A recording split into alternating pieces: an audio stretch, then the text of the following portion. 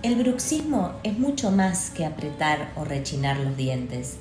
Es una manifestación compleja que puede tener múltiples causas, como estrés, ansiedad, alteraciones del sueño, problemas posturales, interferencias dentarias.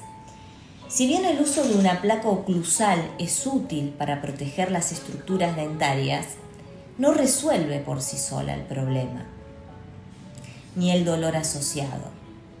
En mi consulta abordamos al paciente de forma global, no solo mirando el síntoma, sino yendo a la base del problema.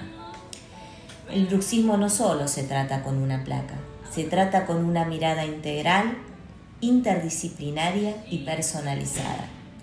Porque detrás del apretamiento hay una historia que merece ser escuchada y tratada, con respeto y ciencia.